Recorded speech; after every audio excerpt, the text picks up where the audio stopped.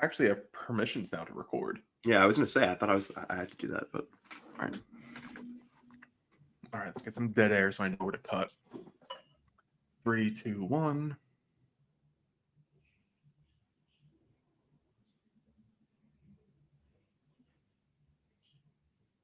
Hey guys, welcome to episode 22 of Takes from Obvious Bozos. I'm Drew.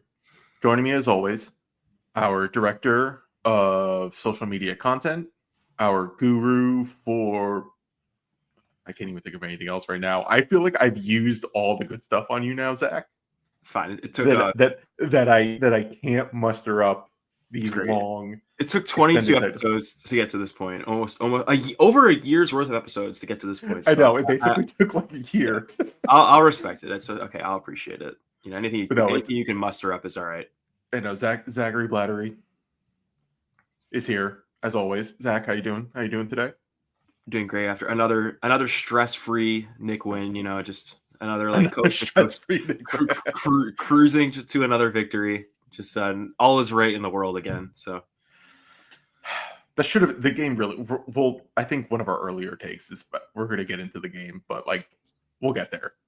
It definitely was. It was an annoying game, but yeah, we'll get there. But first, we need to promote our overlords, our sponsor overlords, which of course is BetOnline. BetOnline is the number one. Oh wait, no, I'm sorry. Hold on. Regroup. BetOnline is the world's most trusted betting platform and your number one source for online betting. From the early odds of in-game live betting, BetOnline provides you with all the action and the ability to watch the games as they happen, with the largest selection of odds on everything from football, NBA, NHL to entertainment and political props. Oh boy, I hope you guys landed some political props the last couple weeks. You guys made some money off that because so many other people are, but not us. Oh, God, yeah. We're going to suffer, but I sure hope you got some political props in. But head to BetOnline today to get in on the action with America's most trusted site for online wagering. BetOnline, the game starts here.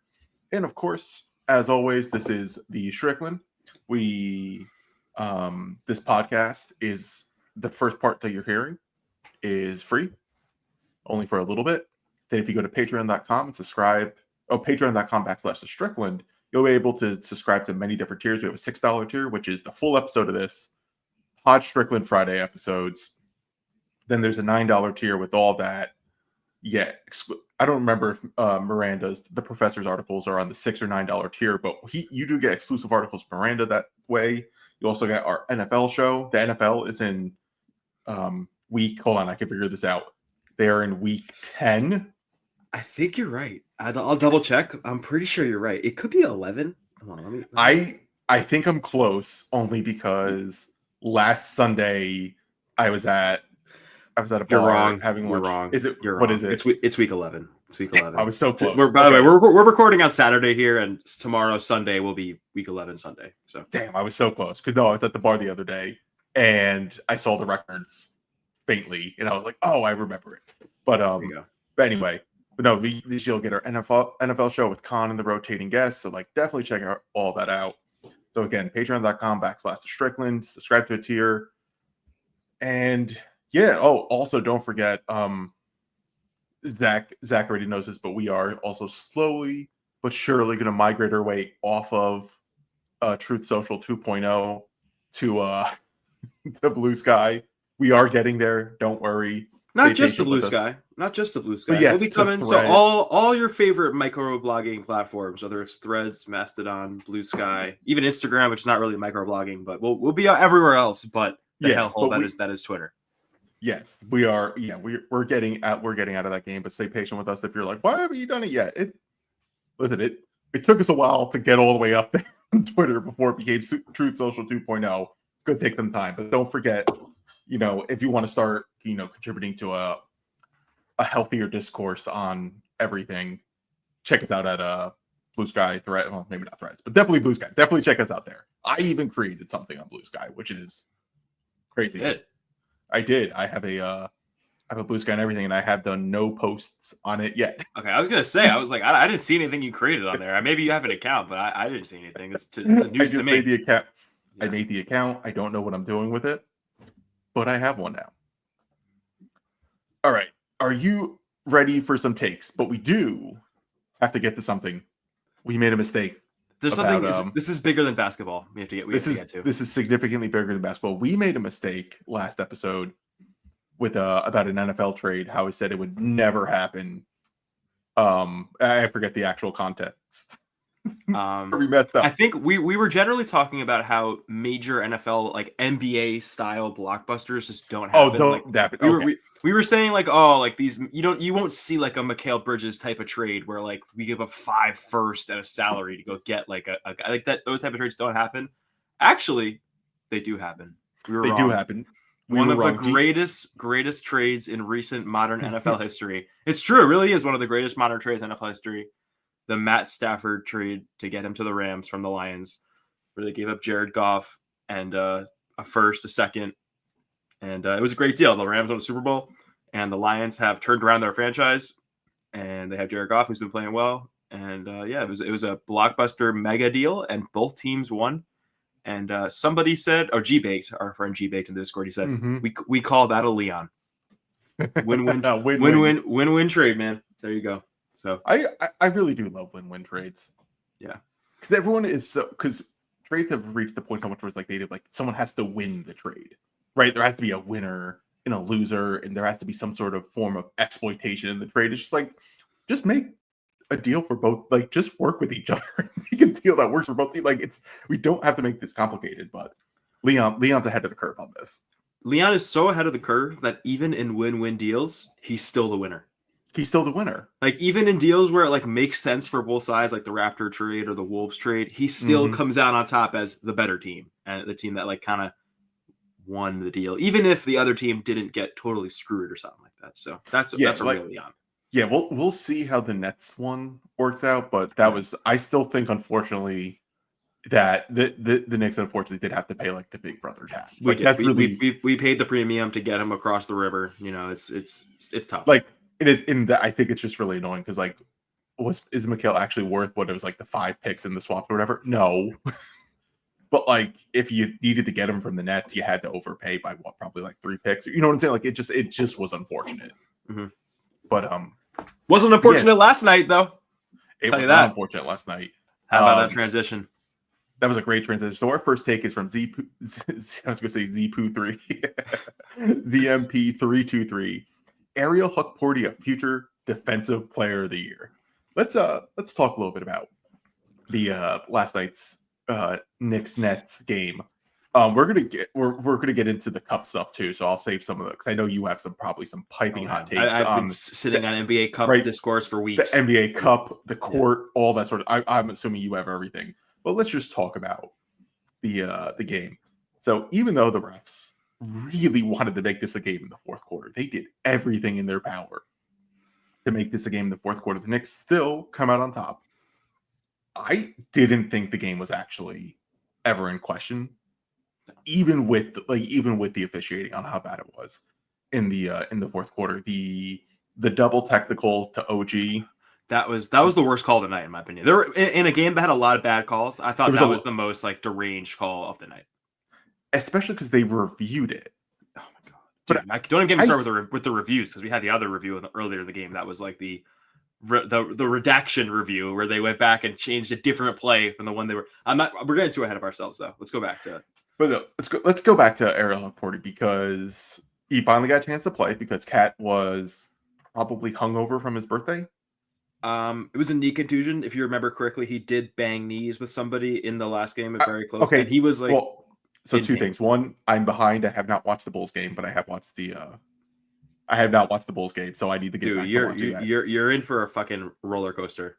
So there's that. 2, I know they listed it as a knee contusion, but it was also his birthday, so like it was very convenient that like, oh, I hurt my knee. He was definitely out. He was definitely out partying.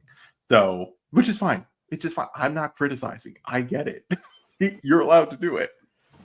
But no, so Towns was out. That gave Sims and Hukporti an opportunity to play, and Hukporti took the opportunity. I actually didn't think Sims was bad. Sims actually hasn't been bad. I think like the past like 5, 6, 7, 8 games, he's kind of just been fine. Like he hasn't been a Yeah. total like negative disaster tire fire No. like we have seen him be in certain points of the season. Yes. Yeah. But He has, he's no. he's been He fine. stepped up.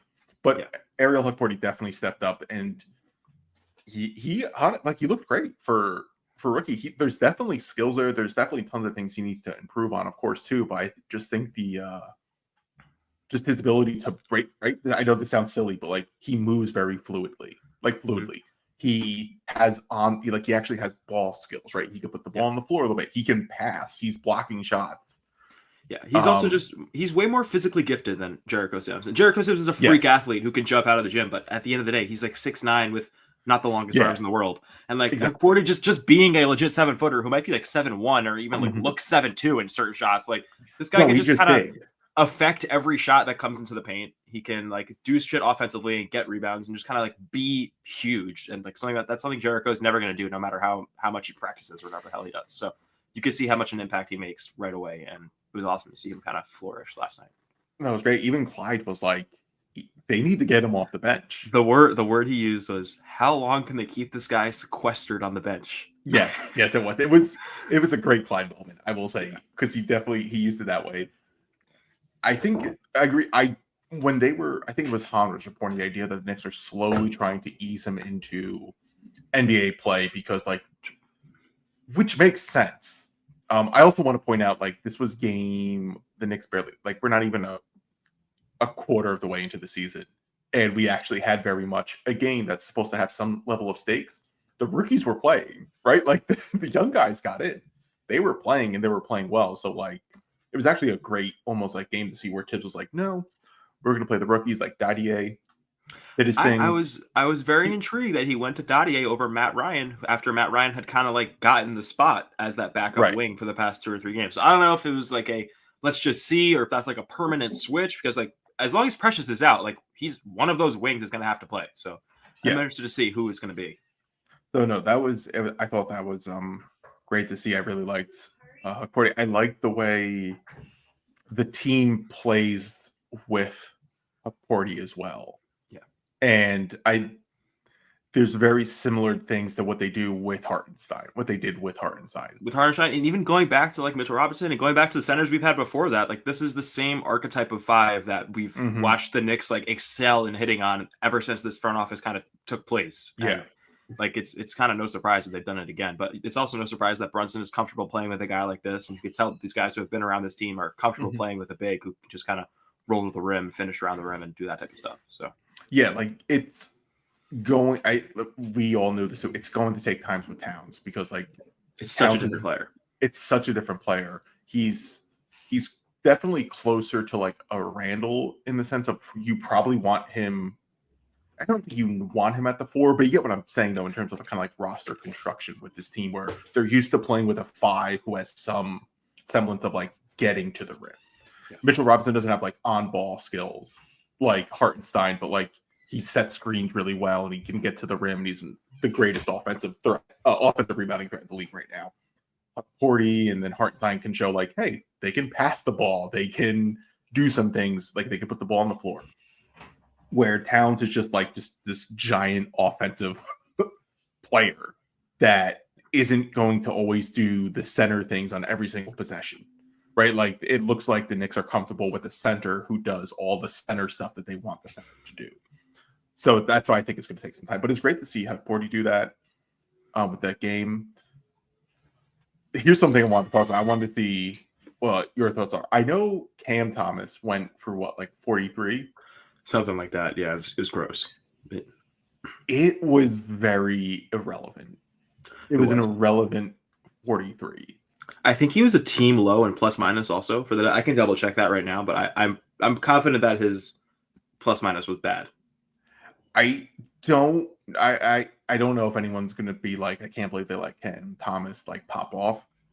I don't know if it was like he wasn't a team low. He wasn't a team low, but he was a negative. He was the only starter with a negative plus minus. So there you go. Yeah, so like someone like him, he's just really fascinating because he clearly has tons of skill, right? Like he clearly is a very skilled offensive player. He also does not in any capacity make any of his teammates better, right? Like there was just fundamentally nothing of that. If he has the ball in his hands, he is not passing unless he desperately needs to pass the ball, right? Like that's just how it is. And that type of player, I think, is pretty easy for the Knicks to defend because they're just ultimately like, all right, just let him go off. It doesn't matter. I don't think they wanted him to go for 43 on like 120 true shooting or whatever it was, right? Like, I don't think they wanted that. But I think when you play that type of player, that's the way you have to defend someone who's a true bucket, who doesn't make players better and isn't going to do anything on defense. Like, let them score and make everything else miserable for everyone else. And I think they did that decently. I actually thought they did a great job of doing that and kind of just letting him cook and shutting down everybody else in the first half. And I think I noticed in the second half is when they kind of sent a few more doubles at him, and they were like, all right, let's force this guy to pass, and like created a couple turnovers that way. And even if it didn't create a turnover, it created like a Zaire Smith jumper, which I'd rather have than like a Cam Thomas jumper every time. So right, which is like they found fine. Multiple ways to defend him, and I thought OG, like no surprise here, but like OG was fucking awesome on him. And like I thought the possessions where it was McHale on him was a little rough. The possessions where it was like another guard on him or something, that was kind of when he was getting to his spots. But good luck doing that on OG. So, well, the refs made sure that OG wasn't going to be a factor in So they did the shirt to get him for the 6th foul. Oh my god, that was insane. Yeah. The double technical also insane because it was a double technical and they still gave him the defensive foul. Yeah, if you want to just call the defensive foul on him there, like I get it there. That's a reasonable call. But like he didn't do anything there. He did not escalate the conflict at all. He did not like shove or push anything. Like it was a defensive foul that Dorian Finney-Smith retaliated with a non-basketball play at all. And like that's it. Like there's a defensive foul and there's a technical or flagrant 2 or something for Dorian Finney-Smith, and that didn't get called. So that was pretty unbelievable. I wouldn't have called that a defensive foul. I mean, I wouldn't either, but like I can understand why that was called a defensive foul. Sure, I don't, but whatever. We don't need to get into that. But like, it was very, very straightforward how like it wasn't a double technical. No, that was terrible. And then the shirt one, what was the other foul though? Because they called 3 fouls on him in the 4th quarter. There was it the one earlier in the game where like the call on the floor was an out of bounds play, and they went to review the out of bounds play, and they ended up just tacking on a foul to OG that was not actually called on the floor. I don't know. I forget. It was insane the amount of fouls they were just giving OG because they weren't. And then when the Knicks challenged was it the Huck Porty? They challenged a call near the end of the game, and they didn't win it, right? And they didn't win it, and it wasn't a foul. Like it was very confusing because like it wasn't a foul because it should have been one of those like it was marginal contact. Yeah, and it wasn't. They didn't call marginal, and it's I don't know. There's just true. Yeah, I want to go back to this one because Larry Israel in our Discord, he has been like hammering this home too, and it's actually a new rule this year that when they're doing a replay review on a play that's an out of bounds call or something, they actually can like go back to a different play in the same. I'm not really sure what the actual verbiage is on the thing, but like Larry was talking about it all night. He was like, how far back can you go in these reviews to call a foul that like was not actually on the foul you're reviewing or on the call you're reviewing? Right. Because what happened is like they were reviewing an out of bounds call that happened with OG, and I think it was Finney-Smith also. They ended up calling a foul that was not called on the floor, and it actually happened like 5 or 6 seconds before the out of bounds call that they made. So it's like, how far can you go back? Like, how long is this window for review? Like, what are we looking at here? It was very, very unclear. A lot of the reporters are gonna. I think Larry was in an exchange with James Edwards of The Athletic, who was like, he was also very confused about this and was like, I'm gonna try and get an answer on this next time we talk to Tibbs. So we'll see. But that was a very confusing and ridiculous sequence that I've never seen before. So I don't know what fouls are anymore in the NBA. I don't know what fouls are. I don't know what the replay protocols are. It's annoying. But the Knicks managed to get out of that annoyingness and still persevere to win. Brunson made that amazing shot, which I was not expecting. Like I wasn't expecting Brunson to do the little jab step, pull, that pull was the a trigger on the crazy attempt with a lot of time on the clock too. Like I thought for sure he was going to eat the clock and go right to the rim and try and get a foul or like get a layup. No, that taking that pull up through, I was like, holy shit, he's taking this, and that went in, and I was like, okay, take it. And then McHale with the great defense. Yeah, to that was the game. It was poetic. It was perfect, and you know what I also really like too, and we don't get this opportunity that much watching games.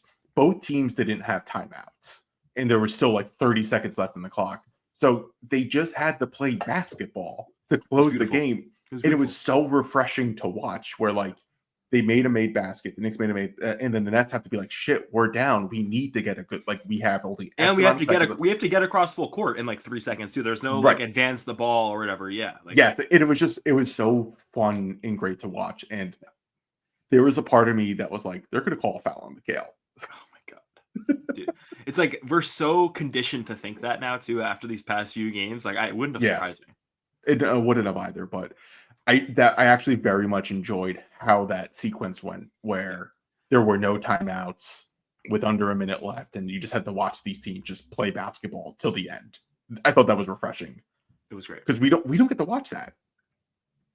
So before we actually go to the other side, we have we have some good stuff here, which is all about Zach's favorite topic, the NBA Cup. So I'm going to read a bunch of. I'm sorry. It's the Emirates NBA Cup. No, it's going to be called the NBA Cup. I don't respect. Legally, it's the Emirates NBA Cup. And I illegally disrespect that entire concept. So the NBA Cup. Our editor and chief, Alex Wolf, has the NBA Cup fucking sucks. Dude. We see Chris. Then we have Chris following. Hold on, we're going to get to all the takes, so you can have so you can have the floor. Okay. Our buddy Chris. I'm going to get your name right this time. I'm going to try it. Husseinian. No, not even. Chris, I tried. I swear. In a couple decades, kids are going to be like, "Wow, I bet the season was so boring before the Cup. Those bum ass plumbers like LeBron and Curry got away with not having it at the start of their careers," which is pretty funny. Terrible take, but a funny one nonetheless. We have Tommy Tight Pants, aka Kurt, has Knicks will win the NBA Cup. We have Jack's 365 Cat is my Pookie Bear has. This is in response to Alex saying that the NBA Cup sucks, which is it's okay, but Silver went with the stupid group stage in a knockout tournament. When the expansion happens, it will be straight knockout tournament from the start with a draw after each round. And then, of course, we have you wrapping all of the NBA Cup takes, which is from Zach. I love the NBA Cup, and I'm very angry that the Knicks don't respect it at all. Yep. Zach, why do you care about this nonsense tournament? Okay. Anybody who doesn't like the NBA Cup doesn't like entertainment. That's my takeaway here. And if you want to go back, if you go back to pre-NBA Cup era, these games which is not that long ago. These games didn't matter. November games, October games, December games, whenever the NBA Cup is, nobody cared about these games. When the NFL was in season, when all this other stuff's going on in the world, nobody was watching the NBA. These games had no stakes to them. Dude, we've played how many NBA Cup games in the history of the Knicks now? I think we've played 7 of them now, if you include like a couple of the ones last year. Sure. I don't think a single game has been like a bad game. Like I don't think anybody's left the game being like, oh, what a boring one to watch. Like, oh, what a shitty experience. It doesn't happen. Every single game we've played in NBA Cup, and also this is not just a Knicks thing. Like you watch the other NBA Cup games around the league, which there are plenty that are awesome and all some of them are on national TV, some are on League Pass. The product has been great. It's consistently elevated. Sure, it doesn't feel like the playoffs or the finals, whatever it is, but you could definitely feel that it's not a regular season game. Like there is a real elevatedness to this.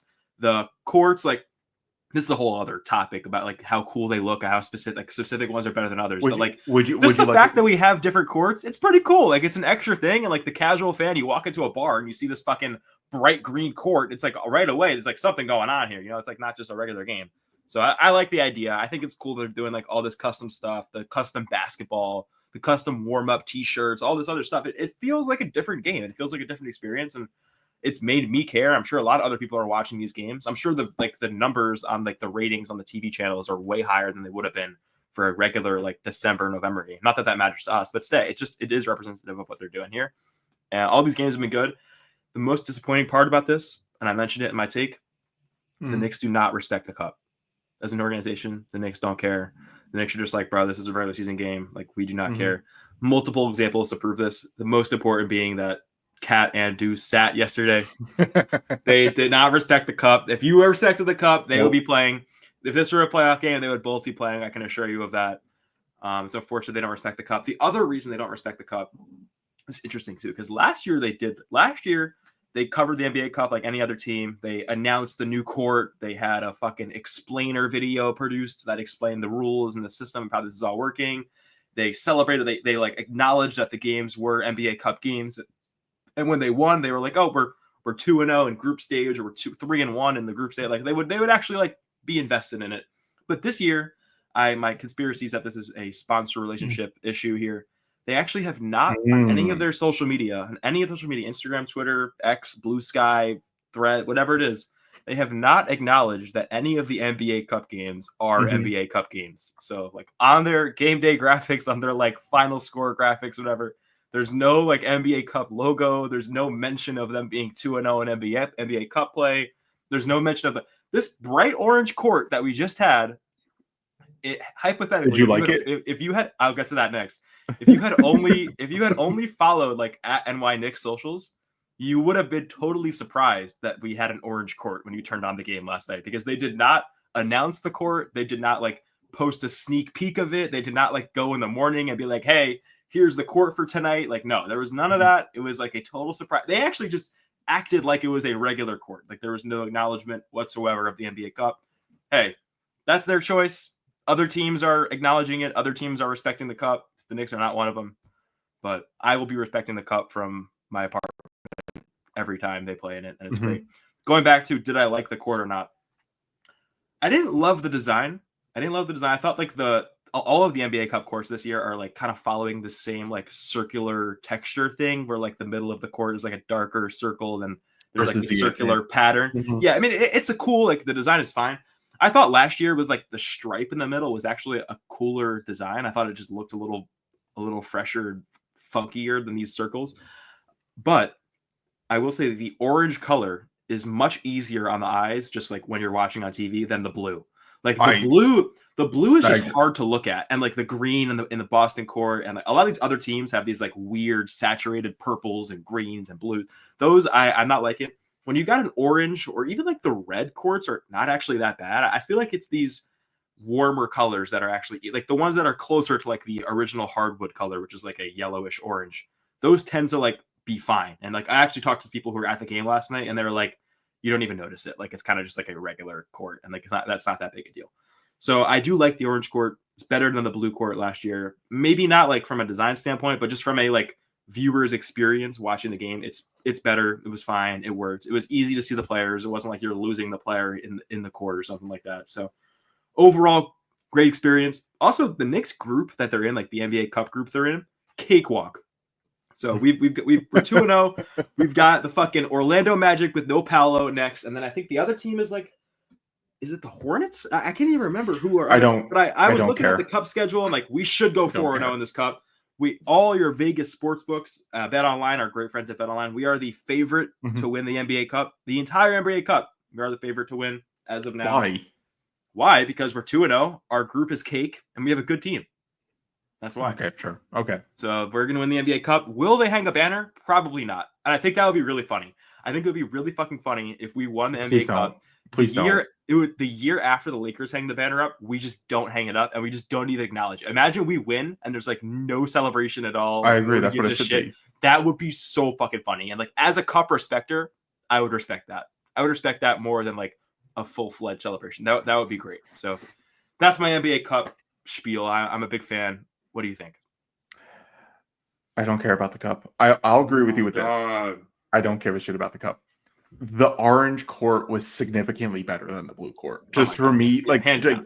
Yeah. Like watching on because I watch on my computer. Mainly because I'm too lazy to see if the NBA app on like my Xbox is actually quality or not. It's because I just watch on the my laptop. But as a viewer, watching I don't know the specific palette. You probably know a little more, but like orange and browns and reds and that type of color palette, whatever it is significantly better on the eyes. Yeah.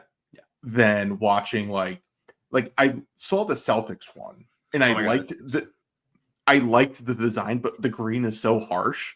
Yeah. That I'm just like, I'm out. I'm just like, no. So I liked the switch to be like, no, we're gonna do orange. And I like that a lot. That's all my thoughts are on the cup. And also, I would say if you move it a little more instead of being like the immediate start of the season, I would do that too. I agree with this. I think it would make a little more. I think there's a little more sense where if you go like we're only like what 10, 15 games into this. We're not even a quarter away through the season, and we're having games with stakes.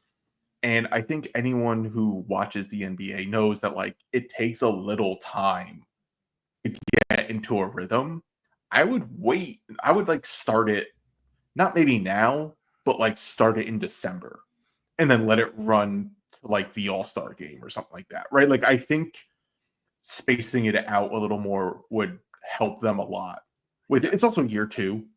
So there's going to be plenty of change to come, I believe. I think that would help with the idea of adding the stakes, because I think where the slog is in the NBA season isn't late October, early November.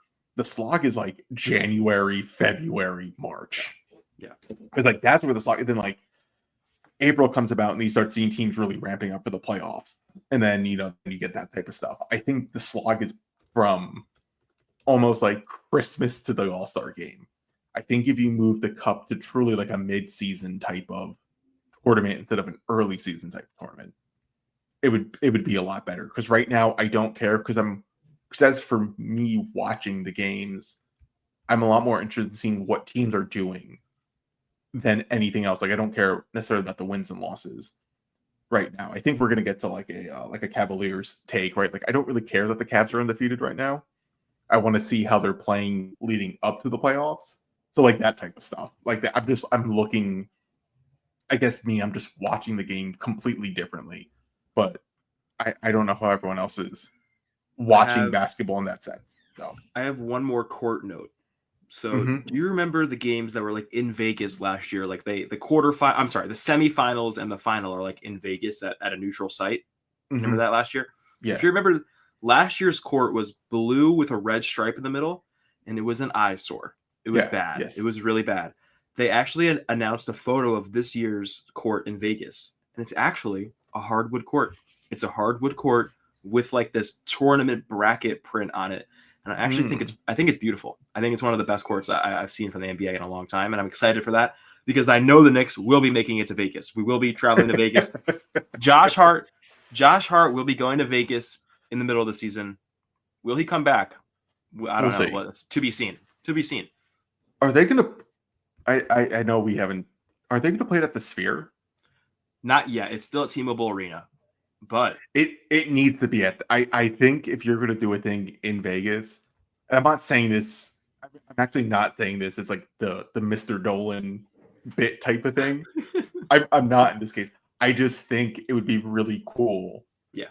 To host it in like that environment. I think it would just be a really fun experience. It would be sick. It's also a game that like doesn't count towards regular season stats, those Vegas games. So like it makes sense to do it in a weird environment because it's not going to count anyway. Yeah, I think that would add more to it. Like, I get, like, I think I get, right? Like, you go like an actual basketball arena. Like, I get it. I think it would just be so much more fun to be in like this funky environment where like I agree. You're in a sphere. It's not going to be completely, around. It's going to be more of like it's going to be a theater. It's like theater. Right. Exactly. I think it would be kind of fun. I don't, because it's not against the regular season games. I don't care if it's going to like throw some players off or something like that, right? It's like it's such an isolated thing right now. Like make it funky. But that's where we're gonna end our free preview. So if you want to hear the full episode, all the good takes, Tony, we save all the good takes for last, as always, because we want you to go to patreon.com/Strickland to subscribe. You get to hear the whole episode, and you'll get to submit takes for the show by doing that. So please make sure you go to the patreon.com/Strickland. And for our patrons, we'll see you on the other side.